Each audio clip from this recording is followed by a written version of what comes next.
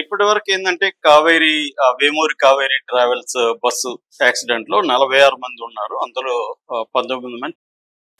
So దీనికి సంబంధించి డ్రైవర్లు ఇద్దరు ఉన్నారు. అందులో నడుపుతున్నది మిరియాల లక్ష్మయ్య, తర్వాత సపరేట్ గా ఉన్న ఎక్స్ట్రా డ్రైవరు శివన్నారాయణ. మిరియాల లక్ష్మయ్య పారిపోయాడు, శివన్నారాయణ దొరికాడు. శివన్నారాయణ ఫస్ట్ లో ఏం చెప్పాడంటే ఒక బైక్ వెనక నుంచి వచ్చి బస్సును గుద్దింది. ఆ బైక్ అతను ఎగిరి పడిపోయాడు, చనిపోయాడు. బైక్ లోపలికి వచ్చేసింది. అది చూసుకోకుండా ముందుకెళ్ళాడు లక్ష్మయ్య. ఆ తర్వాత మంటలు రావడంతో అతను ఆపాడు అనేది చెప్పాడు. ఆ తర్వాత అతను మళ్ళీ ప్లేట్ ఫిరాయించి, లేదు బైక్ ని లక్ష్మయ్య గుద్దాడు, ముందు అతను రాంగ్ లో ఎదురుగా వస్తున్నాడు, రాంగ్ సైడ్ ఎదురుగా వస్తున్నాడు, అది సడన్ గా వచ్చేసరికి చూసుకోలేక గుద్దాడు అనేది రెండో వెర్షన్ చెప్పాడు. సో ఈ రెండు వెర్షన్ లో కూడా శివశంకర్ అనే అబ్బాయి బైక్ లో వచ్చి ఆ బైక్ యాక్సిడెంట్ కి గురయ్యి బైక్ లోపలికి వెళ్ళిపోవడం వల్ల బైక్ లో ఉండే ట్యాంక్, పెట్రోల్ ట్యాంక్ మూత ఊడిపోయి రాపిడికి రవ్వలు రాసుకొని పెట్రోల్ ఇదవ్వడం. దాని తర్వాత సెల్ ఫోన్స్ ఉన్నాయి, సెల్ ఫోన్స్ అంటుకోవడం, ఈవెన్ బస్ ట్యాంకర్ కూడా పగిలిపోవడం. ఇలాగా అది పెద్ద ప్రమాదంగా మారిపోయింది అనేది ఇప్పటివరకు ఉన్నది.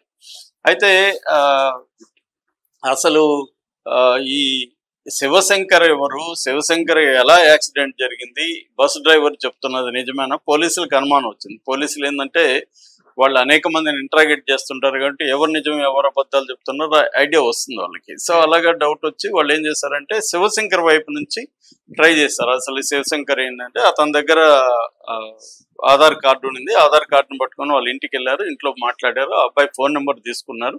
అబ్బాయి ఫోన్ అబ్బాయి దగ్గర లేదు. యాక్సిడెంట్ అయితే ఫోన్ ఉండాలి, మామూలుగా ఫోన్ లేదు. సో ఫోన్ ని ట్రేస్ చేస్తే అది రాంపల్లి అనే గ్రామంలో ఫోన్ ఉన్నట్టుగా తెలిసింది. వీళ్ళు ఇమ్మీడియట్ గా ఫోన్ ని ట్రేస్ చేసి అక్కడికి వెళ్తే అక్కడ ఎర్రిస్వామి అనే అబ్బాయి ఉన్నాడు. సో ఎర్రిస్వామి దగ్గర ఈ ఫోన్ ఉంది, నీ దగ్గర ఈ ఫోన్ ఎందుకు ఉంది అని చెప్పి వాళ్ళు కాల్ డేటా అంతా చూస్తే వీళ్ళిద్దరి మధ్య కాల్స్ మెసేజ్ కూడా ఉన్నాయి. సో అబ్బాయిని వీళ్ళు ఇంట్రాగేట్ చేశారు ఎర్రిస్వామిని. ఎర్రిస్వామిది తొగ్గలి మండలంలో రాంపల్లి అనే గ్రామం. సో వీళ్ళిద్దరూ, సో అతను మొత్తం పోలీసులకు వివరాలు చెప్పాడు. సో అతను చెప్పిన దాని ప్రకారం ఏంటంటే ఈ శివశంకరు ఎర్రిస్వామి ఇద్దరు కలిసి లక్ష్మీపురం నుంచి బయలుదేరారు. అర్ధరాత్రి దాటిన తర్వాత తొగ్గలి విలేజ్ కి తీసుకెళ్లి వదలడానికి అతను బయలుదేరాడు. సో వీళ్ళిద్దరు మధ్యలో అక్కడ లక్ష్మీపురం దాటిగానే ఒక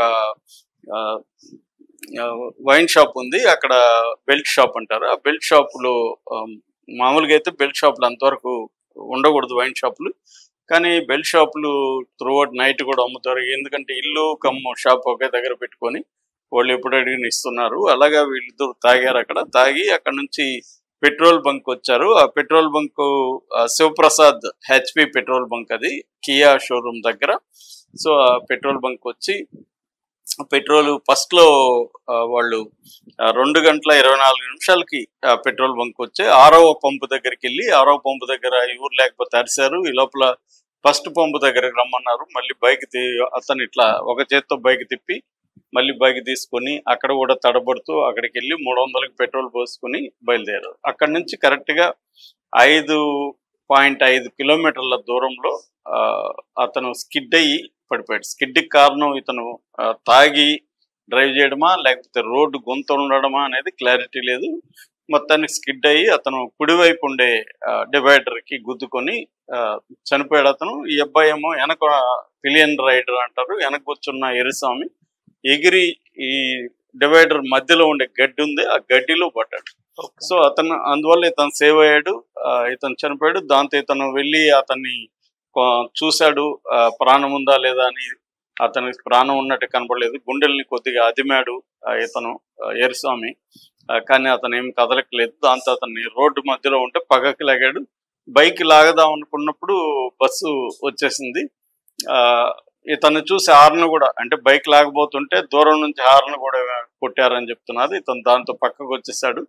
ఈ బస్సు వచ్చి దాని మీద ఎక్కేసింది. ఎక్కేసి అతను చూసుకోలేదు, అంటే డ్రైవర్కి ఏంటంటే కనిపించలేదు, అక్కడ లైటింగ్ సరిగా లేదు. ఈ లైట్ లో కొద్దిగా వర్షం పడుతుంది, డార్క్ రోడ్ అంతా ఈ నల్లగా ఉంది కాబట్టి ఇది బైక్ కూడా నల్లగా ఉండడంతో అతను గమనించలేదని చెప్తున్నారు. సో ఇక్కడ కూడా 2 వెర్షన్లు ఉన్నాయి. గమనించి కూడా అతను ఆపలేకపోయాడని. ఎందుకంటే ఈ అబ్బాయి ఉన్నాడంటే దూరం నుంచి హార్న్ కొట్టాడంటే అక్కడ ఏదో జరిగినట్టుగా అతను ఐడియా ఉండాలి కదా.